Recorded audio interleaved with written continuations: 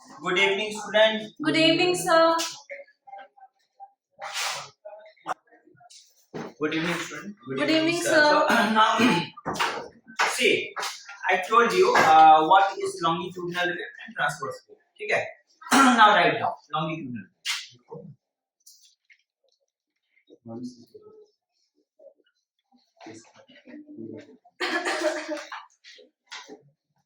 ठीक है? A wave in which particle of medium propagate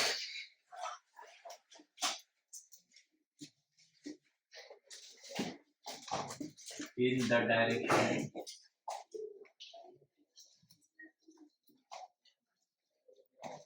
of propagation of sound of wave. ठीक है? Example: sound wave is a type of longitudinal.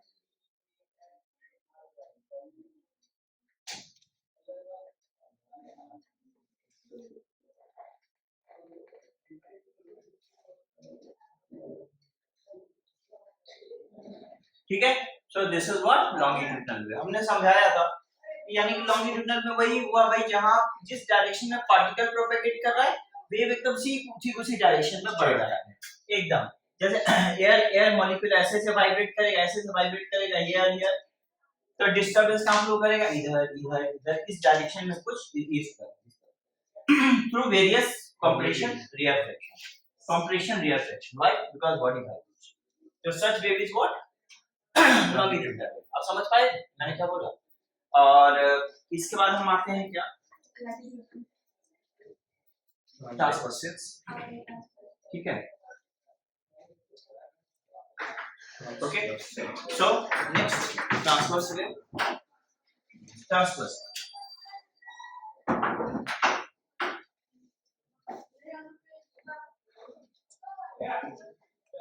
A wave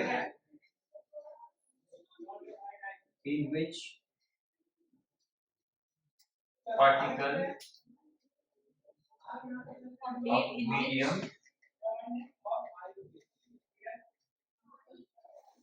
propagate A wave in which particle of medium propagate perpendicular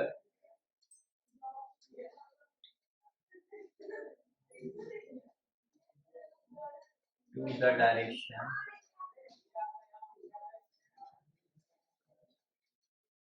of propagation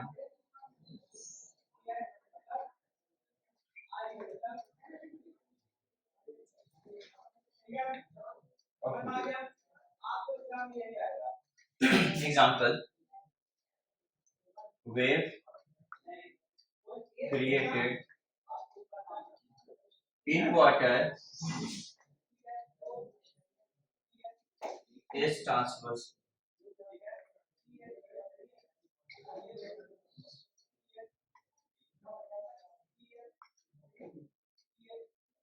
ठीक है? ये क्या हो गया? एक transverse wave हो गया. आप समझ गए? और हमने बताया था ट्रांसवर्स वेव में क्या हुआ? जो पार्टिकल होगा जैसे वाटर ड्रॉपलेट है, स्टोन हिट किया, यह पार्टिकल कैसे एग्जीक्यूट करना शुरू करेगा? ऊपर नीचे ऐसे ऐसे मतलब इस तरफ और इस तरफ, जिसकी वजह से यस. और ये हो गया पार्टिकल. और वेव का वाटर देखो रिपल ऐसे क्रिएट होता है वाटर.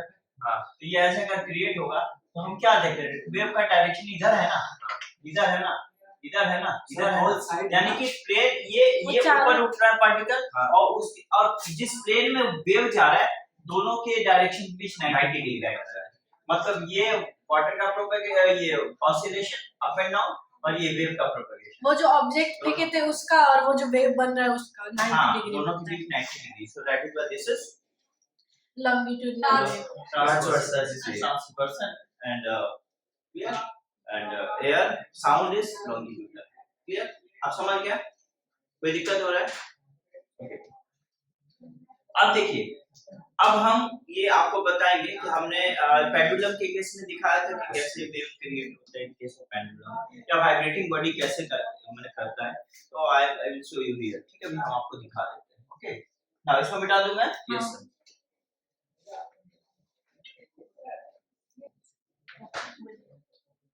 आपने स्लिंकी देखा है? क्या? स्लिंकी नहीं। स्लिंकी होता है क्या सर? स्लिंकी नहीं, स्लिंकी एक अरेंजमेंट है। आप पॉज कर दीजिए। नहीं, अब यहाँ पर देखो, अब मान लो ये स्प्रिंग होता है ना, ये स्प्रिंग होता है।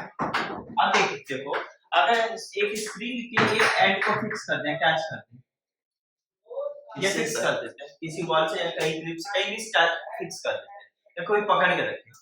हम इसको पकड़ के रखते हैं, क्लियर? अब इसको पकड़ करके ऐसे खींचे, छोड़ेंगे, जानते हो? इस साइड से पकड़ेंगे, ऐसे छोड़ेंगे, मतलब यहाँ पर फिक्स कर दिया और इसको खींच करके रखना, ठीक है? और इधर से पकड़ कर नीचे से छोड़ा ऐसे, तो देखो ऐसे वाइब्रेट करेगा। हाँ। तो जब वाइब्रेट करेगा तो देखना उसका जो पार्टिकल होगा अप एंड डाउन वाइब्रेशन में स्टार्ट हो जाएगा, ऐसे करेगा वाइब्रेशन, नहीं करेगा। और देखोगे डिस्टरबेंस मूव करते करते ये पूरा ना फ्लो ये होता है, यानी डिस्टरबेंस कहाँ जाएगा? वॉल में, ऐसे जाएगा, ऐसे जाएगा। समझ में आ गया सर? एंडिंग पॉइंट पे जाएगा, ऐसे जाएगा ना, ऐसे करेगा ना सर। अगर आप वो समझ में आ गया? अगर वो वाला को छोड़ देते एक एंड से, तो वो डायरेक्टली वॉल पर अफेक्ट करता है। बोलिए क्या बोलते हैं? जैसे आप वो जो साइड में पकड़े हुए वो वाला अगर उसको छोड़ते हैं और ये वाला पकड़ते ही नहीं, तो वो डायरेक्टली अफेक्ट करता है वॉल में। इसको अगर हम छोड़ देते हैं तो फिर ये वेव कैसे क्रिएट होता है? तो गिर जाता है, तो टाइट ऐसे एकदम टाइट छोड़ते हैं। हाँ, ये अगर मान लो ऐसे अगर स्प्रिंग को ऐसे खींच सकते तो भी एक वाइब्रेशन क्रिएट होता है, ऐसे खींच सकते तो भी वाइब्रेशन। ये तो परपेंडिकुलर ही है। हाँ, ये तो परपेंडिकुलर है, वेव इधर जा रहा है इसलिए ऐसे मूव कर रहा है, पार्टिकल ऐसे जा रहा है, तो दोनों के बीच कितना डिग्री का एंगल हो गया? 90 डिग्री। तो यहाँ जो इस टाइप से जो वेव क्रिएट हो रहा है स्लिंकी में, तो इसको बोलते हैं हम लोग ट्रांसवर्स। आप समझ रहे हो इसको क्या बोलेंगे? ट्रांसवर्स। लेकिन ऐसा भी तो होता है, मान लो एक एंड को आपने फिक्स रखा हुआ है, ये स्प्रिंग है। अब हमने स्प्रिंग का बात की, स्प्रिंग है। अब स्प्रिंग को क्या करेंगे? तो कम दबा देंगे, छोड़ देंगे, ऐसा होता है ना, हल्का वो सारा सर ऊपर नीचे करने लगता है। ऊपर नीचे कैसे करेंगे? इस साइड से करेंगे, ऐसे करके हम ऐसे छोड़ देंगे तो ऐसे ना ऐसे होगा। तो लॉन्गिट्यूडिनल वेव हो गया। हाँ, वही तो मैं बोल रहा हूँ। Longitudinal। यहाँ इस केस में लॉन्गिट्यूडिनल होगा, पर जब हम ऐसा करके छोड़ देंगे Transverse तो होगा। ट्रांसवर्स हो जाएगा। आप समझ पा रहे हैं? हाँ। तो यानी कि स्लिंकी के इस केस में, मतलब या स्प्रिंग को स्प्रिंग जो होगा स्लिंकी, इस केस में हम लोग क्या बोलते हैं, ये दोनों टाइप के वेव को हम यहाँ क्रिएट करवा सकते हैं, ट्रांसवर्स भी और लॉन्गिट्यूडिनल। सर ये ऐसे रबर होता है ना, इलास्टिक पोटेंशियल इलास्टिक एनर्जी में स्टोर हो गया। हाँ भाई, जब आप इसको कंप्रेस करोगे तो इलास्टिक पोटेंशियल एनर्जी इसमें स्टोर होगा, खींचेंगे तो भी स्टोर होगा, दोनों केस में। हाँ। ठीक है, क्लियर? दोनों ही केस में स्टोर क्या हो? Potential energy. पोटेंशियल है, वो क्यों स्टोर होगा? कैसे? क्योंकि हम जब इसको दबा रहे हैं ना, कंप्रेस करके हम एक फोर्स लगा रहे हैं, हाँ। और हम क्या कर रहे हैं, फोर्स लगा रहे हैं और डिस्प्लेसमेंट भी तो हो रहा है, तो वर्क डन होगा ना। पोटेंशियल एनर्जी जो मोशन को कम हाँ, वो हाँ, करे, हाँ। स्टोर करे। हाँ, काइनेटिक एनर्जी पोटेंशियल जो फॉर्म होता है ना, काइनेटिक मोशन की वजह से जो एनर्जी होता था, काइनेटिक एनर्जी होता था, और पोटेंशियल एनर्जी पोजीशन या फिर कॉन्फ़िगरेशन की वजह से जो होता था। तो हम यहाँ जब इसको दबा रहे हैं तो इसका कॉन्फ़िगरेशन बदल रहा है ना, दबा दे रहे हैं, तो इसका मतलब ये हमने फोर्स लगाया और इतना डिस्प्लेसमेंट हुआ, तो वर्क डन हुआ ना, that's stored in form of potential energy के साथ। खींचेंगे तो भी तो हम फोर्स लगा रहे तो डिस्प्लेसमेंट हुआ, then also work done here which is stored here in form of potential energy, elastic potential energy. यहाँ ये why here it is elastic because it has ability to regain its shape, that is why। ठीक है, clear? समझ में आ गया? चलो, तो ये हो गया हमारा कौन सा केस? स्लिंकी वाला। समझ में आ गया? तो कभी पूछा जाएगा कि which type of wave can be created in slinky, then you can say what type of wave can be created in slinky, that is transverse wave and longitudinal। अब मेरी बात को सुनो, अब हम लोग यहाँ देखेंगे वाटर के केस में हमने आपको बताया था, वाटर के केस में हमने आपको बताया ट्रांसवर्स वेव होगा ना, जो कि 90 डिग्री एंगल क्रिएट कर रहा है किस केस में वाटर के केस में। बताया था वाटर में बताया ना ट्रांसवर्स उसका सराउंडिंग में पार्टिकल फिल्म दिखा क्लियर। अच्छा now come to the point. अब हम आपको कुछ पॉइंट को समझा दें, ठीक है। मूव अहेड, आगे जाएं। अब देखिए, अब सपोज करो कोई भी ऑसिलेटिंग पार्टिकल कैसे ऑसिलेट करेगा, हम एक ग्राफ के थ्रू आपको समझा रहे हैं, एकदम क्लियर समझा रहे हैं। ध्यान से देखिएगा, अगर मिस आउट दिमाग इधर उधर कीजिएगा तो नहीं समझ आएगा, समझ आएगा, एकदम ध्यान से देखिएगा। ये देखिए, मान लो एक कोई पार्टिकल ऑसिलेटिंग पार्टिकल ले सकते हैं, क्या समझा? वाइब्रेटिंग ऑसिलेटिंग पार्टिकल, ठीक है, ले सकते हैं। आप जो पेज नंबर 170 में देख रहे हैं सब डायग्राम देख रहे हो, ट्रफ क्या है, ट्रेस क्या है, कॉम्प्रेशन कैसे है, रिफ्लेक्शन, ये सब हम आपको यहाँ समझा, ठीक है। एक बार क्लियर, आपको समझ में आएगा, उसको धीरे धीरे लिखा करके आगे बढ़े, पहले समझ कर लो इस चीज को। देखो एक पार्टिकल है, ये कौन सा particle, oscillating particle, vibrating particle. देखो वाइब्रेटिंग पार्टिकल होगा बाबा तभी साउंड प्रोड्यूस होगा, सीधी सी बात है। वाइब्रेटिंग पार्टिकल नहीं होगा, साउंड किस चीज का, साउंड कहां से प्रोड्यूस होगा? तो वाइब्रेटिंग पार्टिकल होगा तभी ना डिस्टर्ब करेगा एयर मॉलिक्यूल को, तभी ना साउंड प्रोड्यूस होगा। I am taking this as vibrating particle. अब मुझे आप बताओ, कोई भी वाइब्रेटिंग पार्टिकल कैसे वाइब्रेट करेगा, ऐसे या फिर ऐसे, या फिर ऐसे? अरे भाई अपने अपने जो मिड पोजीशन है, या मिड तो पोजीशन क्या लॉन्गिट्यूडनल या तो ट्रांसवर्स। हाँ? या तो लॉन्गिट्यूडनल या तो ट्रांसवर्स। हम बताएंगे, वो भी एक केस में बता देंगे, हम दोनों ही केस में आपको दिखा देंगे। पर यहाँ एक चीज जो बता रहे हैं हम, कोई भी ऑसिलेटिंग पार्टिकल होगा ना, वाइब्रेटिंग पार्टिकल कैसे वाइब्रेट करेगा, ऐसे करेगा ना, यानी तो ऐसे करेगा। भाई तो जब जैसे भी करे अपने मीन पोजीशन के आगे पीछे तो करेगा। मेरी बात मैं अज्यूम कर लेता हूँ, ये पार्टिकल का द मीन पोजीशन, ये कौन सा पोजीशन है, मीन पोजीशन, ठीक है, मीन पोजीशन। तो हम यहाँ लेते, चलो भाई यहाँ हमने माना ये x हमने ले लिया, यहाँ y ले लिया। अब हमने माना यहाँ पार्टिकल का ओरिजिन पर मीन पोजीशन ले सकते हैं, यहाँ पोजीशन, यहाँ भी मैंने पार्टिकल का पोजीशन लिया। अब थोड़ा सा मेरा हैंड देखिएगा, आप जो बोल रहे सुनते जाइए, ठीक है। देखिएगा, थोड़ा एनालाइज कीजिएगा।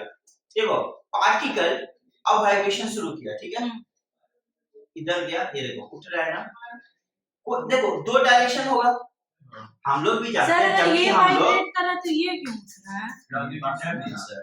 मेरी बात तो सुनिए ना, कभी भी किस जो डायरेक्शन होता है दो ही ना, पॉजिटिव नेगेटिव दो हो सकता है ना। ऐसे तो बोलोगे सर क्या बोल रहे हो, नॉर्थ है, साउथ है, ईस्ट है, वेस्ट है, नॉर्थ ईस्ट है, साउथ वेस्ट है, अरे वो डायरेक्शन, मतलब कहने का मतलब मैं मेन जो दो डायरेक्शन ले रहे हैं वो पॉजिटिव या नेगेटिव। पॉजिटिव किसको ले रहा है, हाँ, या तो इसके इधर जाने को पॉजिटिव लेंगे तो इधर जाने को नेगेटिव लेंगे, अगर इधर जाने को नेगेटिव लेंगे तो इधर जाने को पॉजिटिव लेंगे, तभी ना ग्राफिकली आप समझ सकते हो ना वेव को। जिससे आप ग्राफिकली वेव को समझोगे कैसे, तभी चीज को समझाने की कोशिश कर रहे हैं, क्लियर। तो अब देखिए मैं क्या बताना चाह रहा हूँ, ये मीन पोजीशन है, ये भी मीन पोजीशन है। कोई एक डायरेक्शन को कोई भी पॉजिटिव, आखिर ग्राफ बनाते तो पॉजिटिव नेगेटिव लेते हो ना, तो यहाँ पर दो डायरेक्शन होगा ना पॉसिबल। अगर हम ऊपर वाले को पॉजिटिव लेंगे तो नीचे वाले को नेगेटिव, अगर नीचे पॉजिटिव तो ऊपर नेगेटिव, कुछ तो लेंगे। अब मेरी बात तो सुनिए, जस्ट वेट फॉर मी।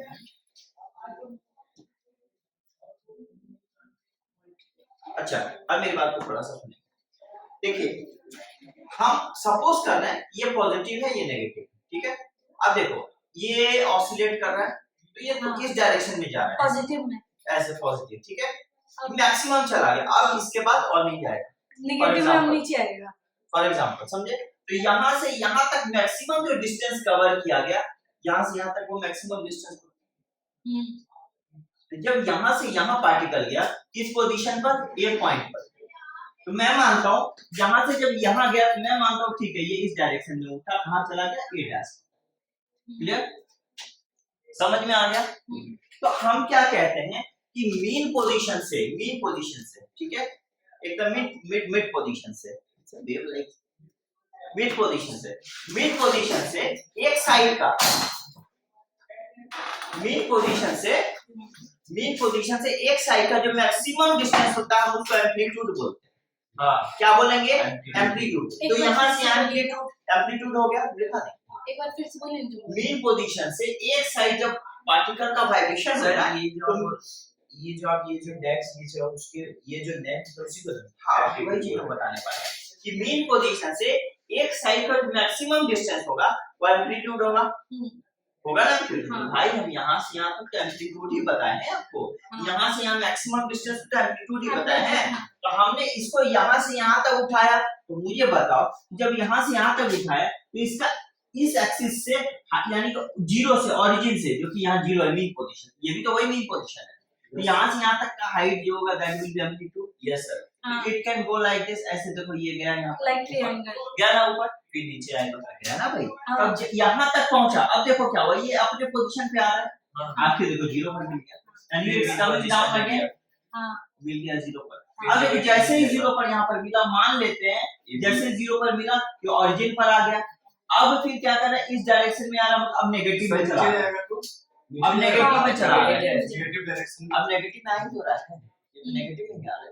अब देखो ये कहाँ आ रहा है, नेगेटिव, यानी कि हम अब ले रहे हैं भाई नेगेटिव में कहाँ तक पहुंचा, बी तक, अब हम उसी को मान लेते हैं। अब यहाँ पर उसी तरह से बी मैक्सिमम मीटर क्लियर, जैसे ही आया फिर से यहाँ आने लगा, फिर अब ऊपर ऑसिलेट कर रहा है चला। इसलिए, तो यहाँ जैसे आने लगा तो देखो फिर से आकर के कहाँ मिल गया, zero main point main point पर, फिर से यहाँ चला गया, मैक्सिमम यही जाएगा फिर ऊपर ये जाएगा, अब सी डैश हो गया चेंज, ठीक है। अब यहाँ से यहाँ तक गया, अब मान लो ये पोजीशन तुमने सीधा मान, अब फिर वापस जब यहाँ जाएगा फिर वापस रिटर्न आएगा, फिर देखो वापस यहाँ रिटर्न आया, अब जब रिटर्न आएगा फिर नेगेटिव में जाएगा, अब क्या हो जाएगा, ये फिर नेगेटिव में गया ऐसे, फिर जीरो पर मिलेगा, फिर ऐसे जाएगा, फिर ऐसे जाएगा, फिर चल जाएगा वे। आप समझ रहे हो क्या बोल रहे हैं? सर एक बात समझ लेकिन सर, एक टाइम पर वो जाके क्या? रुकेगा भी तो सर डाउट, बात हम बता देंगे क्यों रुका है, आप ये समझ पा रहे हो जो भी मैं बता रहा हूँ। हाँ सर समझ तो रहे हैं,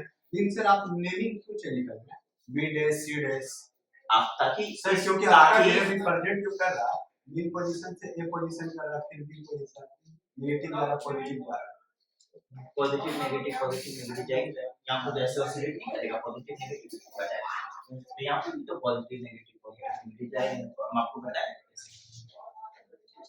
समझे ना। अब बताओ इसको इसको सी क्यों किए, ताकि आप इस पॉइंट में डिफरेंशिएट कर पाओ। अगर मुझे कभी समझाते समय बोलेंगे एडस से एडस का डिस्टेंस, क्या सर एडस, किसको एडस बोल रहे हो किसको बीडस, तो समझ नहीं पाओगे ना, इसलिए हमने डिफरेंट पॉइंट लिया ताकि समझ, तो मैंने इसको क्या किया है सीडस रिलेशन, समझ गए।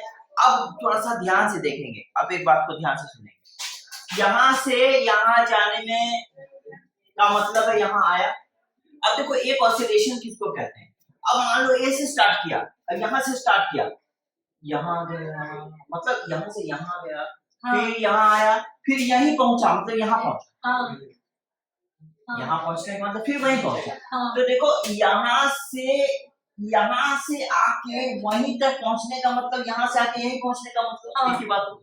हाँ तो ये जो डिस्टेंस हो गया एक ऑसिलेशन में कंप्लीट किया गया, एक बार ऑसिलेशन, हाँ ये जो डिस्टेंस हुआ एक बार ऑसिलेशन में कंप्लीट किया गया, हाँ एक बार ऑसिलेशन करने में इसलिए बोलते हैं जो डिस्टेंस कंप्लीट किया जाता है उसको हम लोग वेवलेंथ बोलते हैं ना, वेवलेंथ, हाँ बोलते हैं, इसलिए ये वाला वेवलेंथ है। वेवलेंथ का भी डेफिनेशन समझ में? अब मैं बता रहा हूँ कि अब देखो ये वेवलेंथ है, और एक साइड के मैक्सिमम डिस्प्लेसमेंट का जो पॉइंट होता है वो पॉइंट मैक्सिमम डिस्प्लेसमेंट वाला ये पॉइंट है हाँ वेव का, इसको हम लोग बोलेंगे क्रेस्ट, यानी कि क्रेस्ट, यानी कि हम लोग वेवलेंथ का और एक डेफिनेशन ला सकते हैं, distance between two consecutive crest, समझ में? अब एक बात बताओ, अगर हम यहाँ से भाई शुरू करें, अगर हम यहाँ से शुरू करें तो यहाँ आने के वो बोलेंगे एक ऑसिलेशन, यानी कि यहाँ से शुरू करके यहाँ आने को भी हम एक ऑसिलेशन कह सकते हैं। तो हम दूसरा ये भी डेफिनेशन बोल सकते हैं, it is a distance between two consecutive crest या कॉन्सेक्यूटिव ट्रफ, तो दिस इज कॉल्ड ट्रफ, तो हम इसको भी वेवलेंथ बोल सकते हैं। बात समझ में आ गई? सर डायरेक्टिव बोलेंगे ना, successive leg of the crest at the from is बहुत सारा बात से बोला जा सकता है, it is a distance between, ये वेवलेंथ का डेफिनेशन बता रहे हैं, वेवलेंथ दोनों तरह से बोल सकते हैं, या तो distance between two consecutive crest और ट्रफ, या distance covered by wave in one complete oscillation. एक कंप्लीट ऑसिलेशन में आपको नहीं दिखाया मैंने, यहाँ ये डिस्टेंस कवर हो रहा है, ये डिस्टेंस कवर हो रहा है, मैंने अभी आपको नहीं दिखाया ना, तो ये कहलाया क्या, ये कहलाया वेवलेंथ। अब सुनो एक मिनट, ये हमने एम्पलीट्यूड बोला था आपको, यस सर, ये हमने एम्पलीट्यूड बोला था, बोला था ना, मेन पोजीशन ऑब्वियसली ये भी एम्पलीट्यूड है, ये भी एम्पलीट्यूड है सर। नीचे वाला भी बी डैश से हो जाएगा हाँ तो वो भी हाँ एम्पलीट्यूड ये होगा। एम्पलीट्यूड है, ये हाँ। एम्पलीट्यूड है। मतलब एक मीन पोजीशन से एक साइड का जो मैक्सिमम डिस्प्लेसमेंट, इसीलिए जो ग्राफ बनता है, इसीलिए ग्राफ को इस तरह से हम लोग दिखाते हैं। तो this type of graph shows the graph of oscillating or vibrating particle. समझ में आ गया? This type of graph shows it is the graph of oscillating particle और vibrating particle. समझ में आप लोगों को आ Yes, गया? sir. अच्छा, ये तो हमारा किसके केस में बताया जब पार्टिकल ऑसिलेट कर रहे हैं। अब एक बात बताओ, पार्टिकल के ऑसिलेशन के समय में, ठीक है, just minute,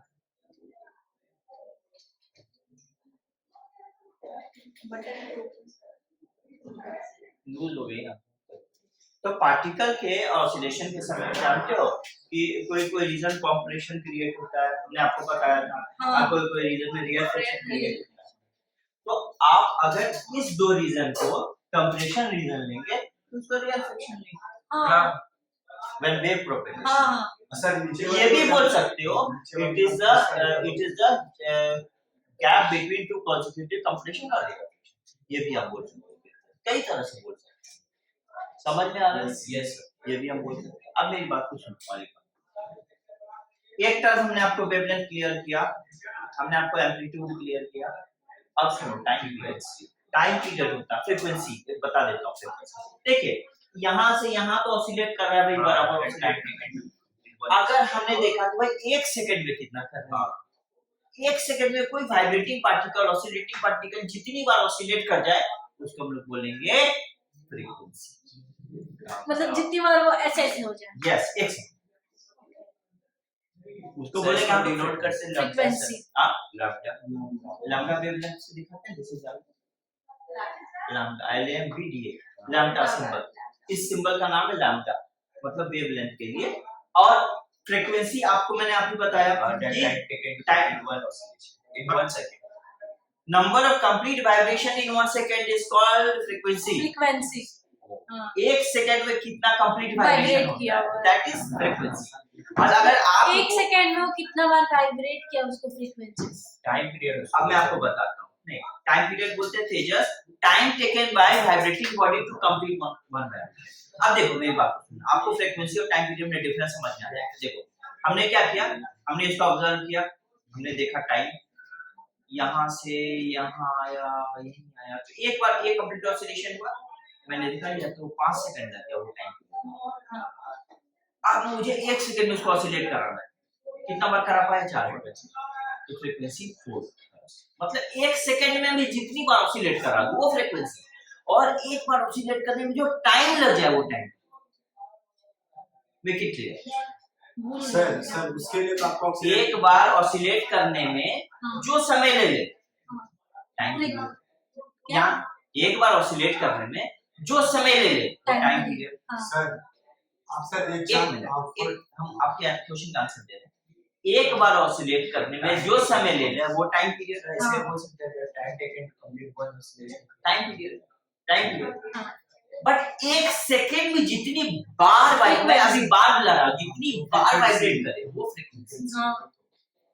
the number of time the समझ पा गए? Number of vibration, The number of time that object vibrate in 1 second. 1 second, that is frequency. Make it clear, mixer मत बना Yes, देना, पहले इस चीज को क्लियर करो। oscillation time period पूछा सर आप जब बोले ना कि ऑक्सीडेशन में 4 टाइम्स ठीक ना, उसमें 1 सेकंड में किया, हाँ। तो सर 1 सेकंड तुम्हारा टाइम पीरियड 1 नहीं 1 सेकंड कैसे टाइम पीरियड हुआ? फ्रीक्वेंसी वो। हमने यहाँ टाइम को स्पेसिफिक कर दिया, तो 1 सेकंड में कितनी बार करेगा वो फ्रीक्वेंसी वो होगा। 1 सेकंड एक बार ऑसिलेट कर जाने में, कंप्लीट ऑसिलेशन में जो समय ले ले वो टाइम पीरियड है। oscillation समझ गए सर। इसका डिफरेंस वीडियो लिखवा दीजिएगा। पहले सब टर्म को तो समझ लो। हाँ समझ में आ गया? Time period. अब फ्रीक्वेंसी, जैसे टाइम पीरियड को हम सेकंड में दिखाते हैं, फ्रीक्वेंसी को हम लोग हर्ट्ज में दिखाएं, HRTZ। सर 220 से 20,000 हर्ट्ज की हम लोग सोच सकते हैं। अब 20,000 हर्ट्ज मतलब जानते हो 1 सेकंड में 20,000 बार वाइब्रेट करना, तो उससे ज्यादा हाँ, नहीं और सोच 1 सकते। सेकंड में 20 बार वाइब्रेट करना तो उसको 20 हर्ट्ज चाहिए। सर 20 हाँ, से 20 और एक बार में 20,000 करेगा तो उसको 20,000 20,000 हर्ट्ज बोलेंगे एक सेकंड में। सर हम लोग एक सेकंड सर में 20 बार ये जो कर पा रहे हैं। लाप्लास बहुत फॉर्मूला भी बनता है हाँ और सर, हम फॉर्मूला भी है सर अभी पता है, अभी तो स्टार्ट हुआ सर बताएंगे, सब अभिषेक बताएंगे। का सर, क्वेश्चन ठीक है, चैप्टर क्लियर होते होते पंडित हो जाओगे। अच्छा, ये क्लियर हो गया ना? हाँ एक क्वेश्चन अभिषेक का सर है देखिए ना आप बोले कि 1 सेकंड में कर लेंगे और तो हम 1 सेकंड में से देखिए ना 20 टाइम्स नहीं कर पा रहे हैं, तभी तो आप आप समझ हम गए। करें नहीं, सर अरे आप एक सेकंड में 20 टाइम नहीं कर पा रहे, लेकिन ये जो स्ट्राइक हो रहा है इसका वाइब्रेशन हो रहा है, ऑब्जेक्ट का वो आप मार्क नहीं कर पा रहे, वो हो जा रहा है एक सेकंड में कई बार हो जा रहा है, दैट साउंड कम्स आउट। ये आपके इसका साउंड नहीं आ रहा है, ऐसे करके ऑसिल आप वाइब्रेट प्रोड्यूस नहीं करा सकते, आपने इसको स्टक किया, इसका वाइब्रेशन हुआ एक सेकंड में। पार्टिकल्स सर देखिए प्लीज बात कर पा रहे एक सेकंड में नहीं होगा, कभी नहीं होगा। अच्छा, अब सुनिए, समझ में आ गया मेरी बात? ये Yes, समझ में आ sir. गया आपको? एक सेकंड 20 मिनट अच्छा, सेकंड से 1 सेकंड के अंदर ही ना विकेट की की आदत होती अच्छा, तो हम अभी आपको क्या, Yes, sir. पहले हम आपको ये बता देते हैं Sir, वेवलेंथ। हाँ, तेजस के साथ सर क्या? एक सेकंड में कैसे बॉल पकड़ लेते हैं नेक्स्ट टर्म कैसे किया अच्छा हाँ सर क्या? धोनी सर कह रहा है कि 2011 में वर्ल्ड कप जो पड़ेगा Now, wavelength. It is the distance covered by wave in one complete oscillation.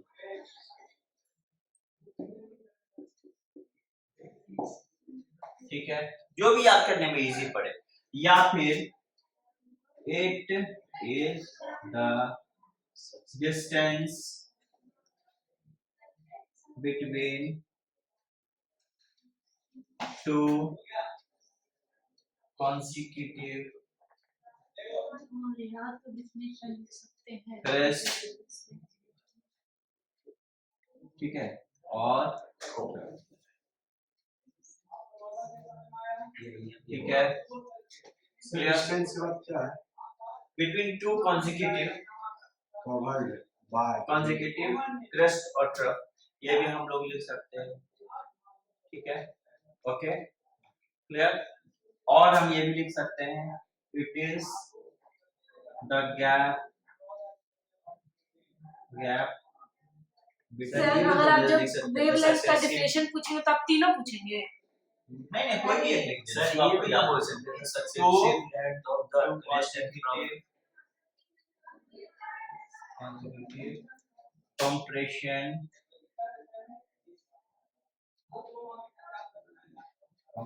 और रेयर फ्रिक्शन, ये लिख सकते हो, आपको जो याद हो जाए। मैंने आपको तीन लिखा है, the successive length of the Sir, crest rate and fraction, throw is fraction. Known as wavelength Sir, rate fraction. जो आपको easy, अब तीनों लिखा जब तीनों में मेरे याद नहीं, हाँ Rate fraction का spelling. Oh sorry,